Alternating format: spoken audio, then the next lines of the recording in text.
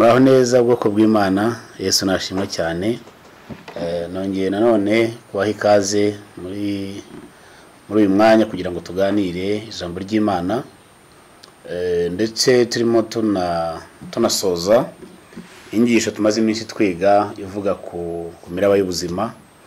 Nkuko tutangira inyigisho twabivuganye, nababwiye ko twufata iyi si tukayigereranya n'inyanja, noneho tugafata ubwato bugenda mu nyanja tukabugereranya n'ubuzima bwacu tubamo hano bwa buri munsi. Noneho tunabona yuko ubwato bugenda mu nyanja bugira umwanzi witwa imiyaga cyangwa se imiraba yo mu nyanja, ariyo twagereranyije n'ibibazo duhura nabyo mu buzima bwacu hano bwa buri munsi. Imiyaga ibangamira ubwato cyane mu nyanja. Rero natwe hano ku isi ubuzima bwacu dufite imbogamizi zibangamira ubuzima bwacu. Niyo nyigisho twari tumaze iminsi twiga, twabonye ko intsinzi gusa ari imwe, ari ukugendana na Yesu Kristo. Rero tugiye kuganiraho ari naho turimo dusoza inyigisho twari tumaze iminsi kugira ngo dutangire n'iyindi.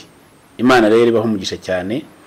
Reka nanone dusome ijambo ry'Imana dusanga mu butumwa bwiza nk'uko bwanditswe na Matayo, igice cya 14 duhere ku murongo waho wa 22.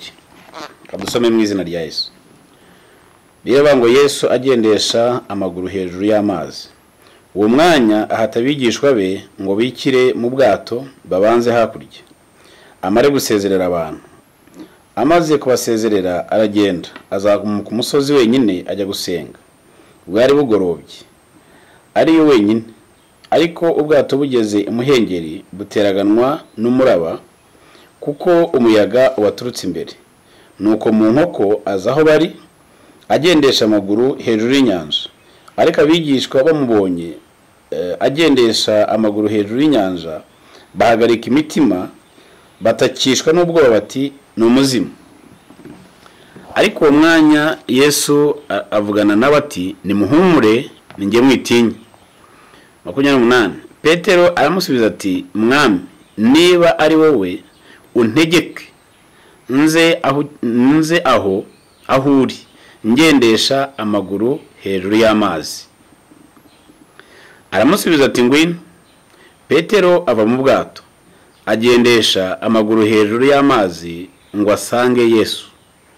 Ariko abonye umuyaga ko ari mwinshi, aratinya, atangiye kurengerwa, arataka ati databuja nkiza. Uwo mwanya Yesu arambura ukuboko kwe aramufata, aramubwira ati yewe ufite kwizera guke we, ni iki gitumye ushidikanya? Baratambuka bajya mu bwato, umuyaga uratuza. Amin. Uyu munsi nagira ngo turimo dusoza inyigisho tuganire ku ijambo rivuga ngo ese twakora iki muri iyi si turimo, irimo imiraba kandi izahoramo, itazanareka kubamo. Ni gute tuzaba muri iyi si kandi imiraba ihari? Ese tuzabana nayo dute? Yesu nashimwe cyane. Uyu munsi rero ndagira ngo turebe icyo twakora kugira ngo tubashe kuba muri iyi si irimo imiraba kandi ubuzima bwacu burimo kandi butekanye. Wakwibaza ngo hari ibibazo byinshi umuntu yakwibaza. Wakwibaza ngo se birashoboka ko umuntu yaba ku isi nta miraba irimo cyangwa nta miraba ahura nayo?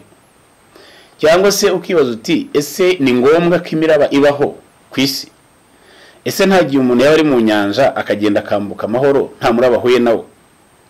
Ese nta gihe umuntu yaba kuri iyi si akabaho igihe kikazagera akayivaho nta miraba ahuye nayo ihungabanya ubuzima bwe?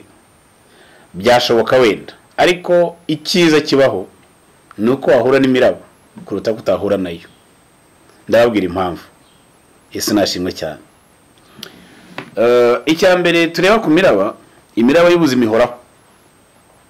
Imiraba y'ubuzima ihoraho. Mu bintu biranga icya mbere nuko ihoraho. Igihe cyose inyanja zigihari, igihe cyose abantu bakiri kuri iyi si itari yashira, imiraba y'ubuzima izahoraho. Yesu nashimwe cyane. Nubango mu bintu byose watekereza, waba uri mu buzima uhura n'imiraba, waba udahura nayo uyu munsi bijyanye n'ubuzima urimo uyu munsi, cyangwa se n'iki gihe turimo isi yose yahungabanye umuyaga witwa COVID-19 irimo kubita isi, ntabwo ari COVID-19 ntabwo dufite garanti ngo nisha nta zindi zizaza, hazaza n'izindi.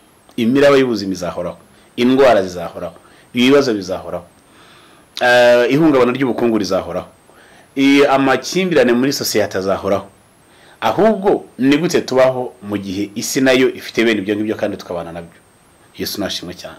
Icyo nicyo twagombye kuba tuganiraho, nicyo twagombye kuba turimo twiga ngewe nawe tuvuga ngo iyi si kibazo byayo bizahoraho, intambara z'isi ko zizahoraho, inzara y'isi kizahoraho, ubukene ko buzahoraho, imiraba y'ubwoko bwinshi kizahoraho, amakimbirane hagati y'ibihugu bituranye kazahoraho, amakimbirane hagati y'abantu baturanye kazahoraho, abarozi ko bazahoraho, abacuruzi ko bazahoraho. Ese ibyo byose biri muri iyi si natwe kandi tukaba tuyirimo, tuzabanamo nabyo gute? Yesu nashimwe cyane. Uyu munsi ndagira ngo mbereke ibanga ushobora gukoresha kugira ngo ubashe kuba muri iyi si irimo ibyo ngibyo, kuko ubasha bwo kubikuramo ngo nta buhari. Na Yesu ubwe agiye kugenda isengesho yasenze Yohana 17 ntabwo yigeze abwira Imana, yavuze ngo data ngo ndasaba ngo barinde, sinsaba ngo bakure mu isi, ahubwo ndasaba ngo barindire mu isi. Rero iyi si tuyirindirwamo, ariko ntabwo Yesu aza kwidukuramo.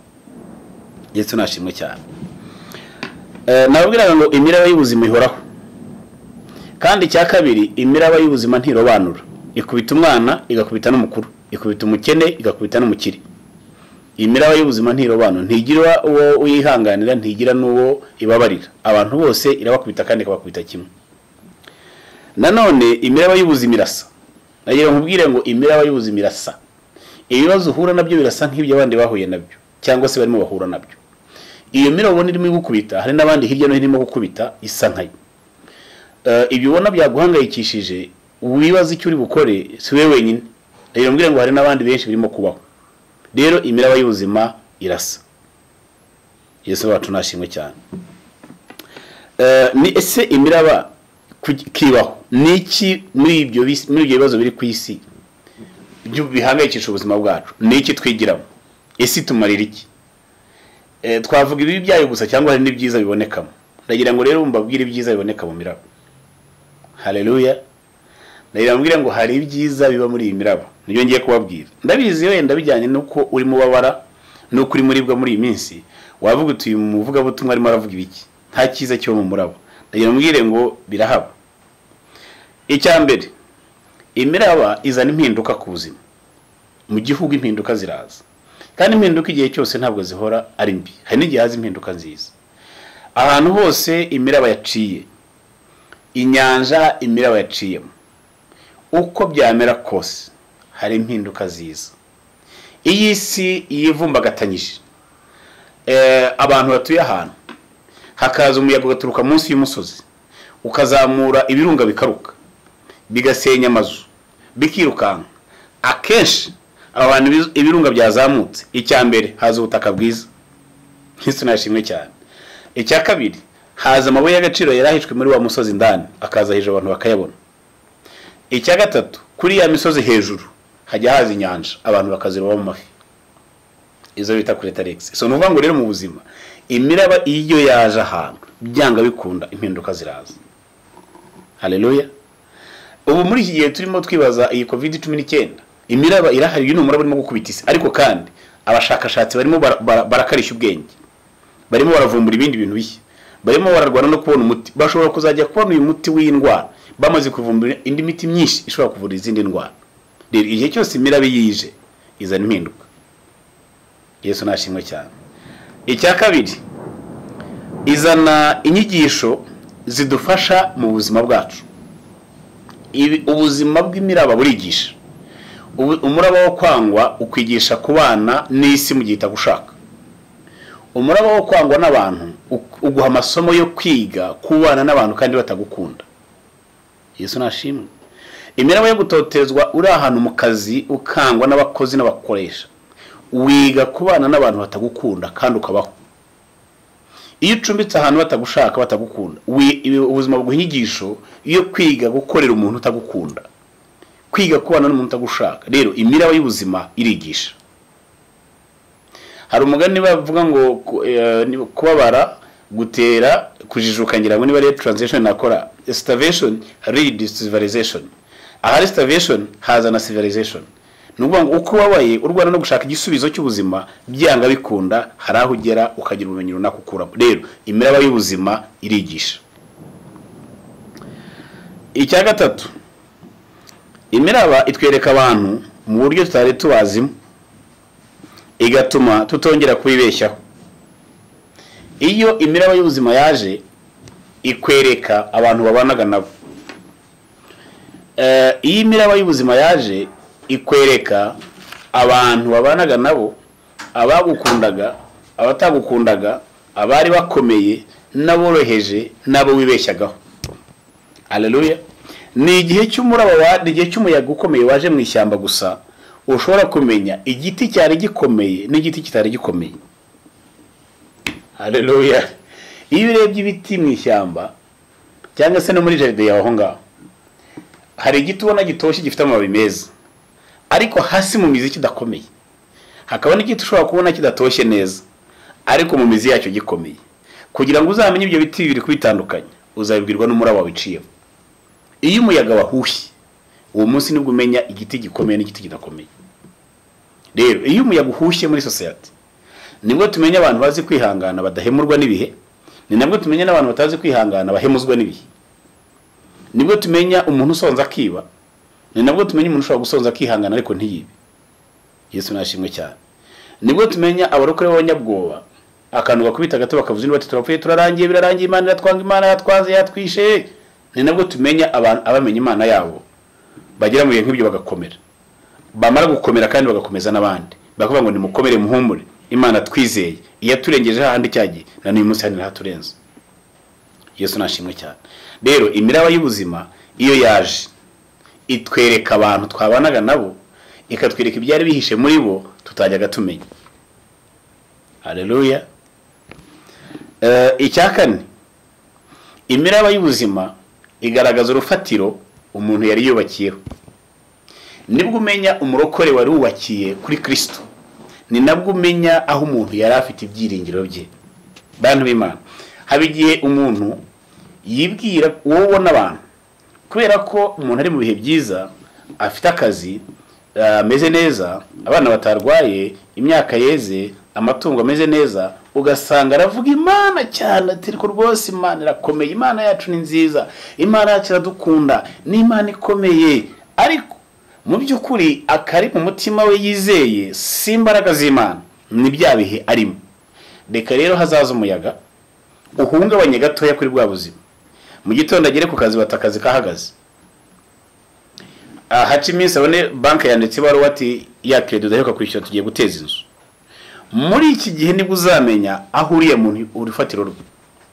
Niba ari Imana azaguma ahamya Imana, azavuga ngo ni Imana mu bihe byiza, ni n'Imana mu bihe bibi, ni Imana mu bihe mfite akazi, ni n'Imana mu bihe ntafite akazi, ni Imana mu gihe amatungo yororoka abyaye ameze neza, ni n'Imana mu gihe amatungo arimo apfa nyareba, ni Imana mu bihe imyaka yeze, ni n'Imana mu bihe imyaka yarumbye. Rero imiraba y'ubuzima itaje byagorana kumenya uyu muntu. Hari abantu batajya bajya no mu rusengero, n'ubusanzwe we gusa kubwira ko Imana yiza ariko adashobora kujya mu rusengero.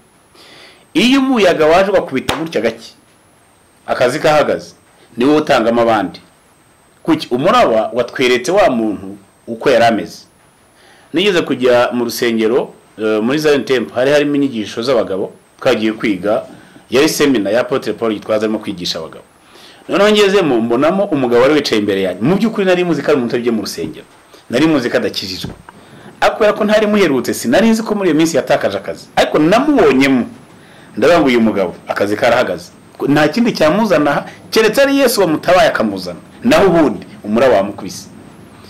Uko umuntu ugiye mu rusengero ntazi abandi ajya kuvuga haleluya akanyuranye n'abandi, noneho yaje yiteguye ko ari amasengesho ya faya ari butwika ubushomeri bugacye bukarangira. Kumbi ni seminar.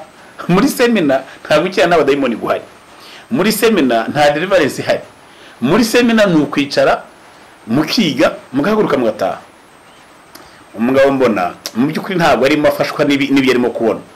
Abandi turimo twiga turakurikira, Apotre arimo arigisha neza rwose, arimo aratwigisha, bara projecting hariya, umugabo ukabona ni nkuko ati kuki badasenga.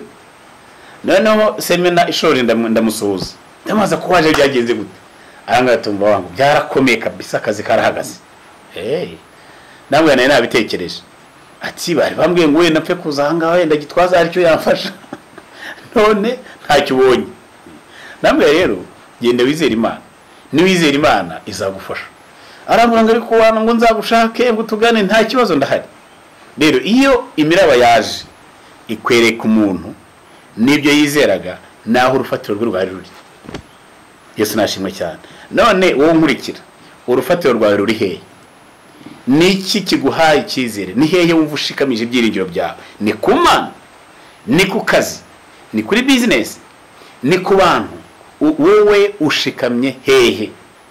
Biravuga ngo umugabo w'umunyabwenge ngo yubatse inzu ye ku rutare, imvura iragwa, imiyaga irahuha, ariko yanzu irakomera igumaho ntiyagira ikiba. Naho umupfapfa we yayubatse ku musenyi, imvura iguye imiyaga ije, inzu yikubita hasi. Rero ahandi hantu hose wawubakiye atari kuri Yesu, wawe urimo wibeshya cyane ko imiraba y'ubuzima ni gukubita. Uwo munsi tuzamenya ibyo wiringiraga ibyo ari byo. Yesu nashimwe cyane. Hano abe abantu nkura mu mujyi ukimukubita amaso uteye unamaze oti karahagaze tu, nta no kwezi kurashira akazi gahagaze. Wahura no ukabona afite umwera mu maso, wajya kumusuhuza mukanyuranya amaboko umuntu yacanganye ikiba, mwami ati wapi wana akazi karahagaze. Iyo akazi kahagaze ubuzima burahagarara, kubera ko ibyiringiro byawe byari biri mu kazi, akibyiringiro byawe biri kuri Yesu. Niyo imiraba yagukubita urashisha. Yesu nashimwe cyane. Haleluya. Niyo ibyiringiro byawe biri kuri Yesu, niyo haza imiyaga y'isi yose ikiyegeranya amoko yose, iragukubita ariko ugakomera. Hari igisiga bita bakite kizu cyangwa se kagoma, kira gisiga cya kagoma mubona. Iriye n'ubwoko bw'inyoni buzi kujera ikintu cyitwa umuyaga. Kagoma itegeka umuyaga, ntabwo umuyaga uyitegeka. Iyo umuyaga ukomeye uhushye aho uturuka, niho kagoma iguruka yerekeza. Imiraba yije ntabwo ikubita ngo ikubite hasi, ahubwo irayizamura. Igenda izamuka muraba ikazamuka ikaza kugeza ahantu hejuru. Iyo imaze kugera hejuru, isasa amababa yayo ikaryaho, itangira kugenda hejuru y'umuraba. Uyu munsi agiye mubwire ngo ndagira ngo nkwigishe isomo rivuga ngo haguruka ugende hejuru y'iyo miyaga mu izina rya Yesu. Haguruka ugende hejuru y'iyo miyaga mu izina rya Yesu. Wikwimara gutsikamira ahubwo yikandagira ugenda hejuru. Yesu nashimwe cyane. Ikindi, imiraba iradukomeza. Buriya imiraba y'ubuzima iradukomeza. Umuntu wahuye n'imiraba y'ubuzima n'umuntu utarahuye nayo baratandukana cyane. Ndagira ngo nkoye urugero ku matafari. Hari itafari rya rukarakara ibakata mu cyondo, hakaba n'itafari baryita ngo n'itafari rihiye.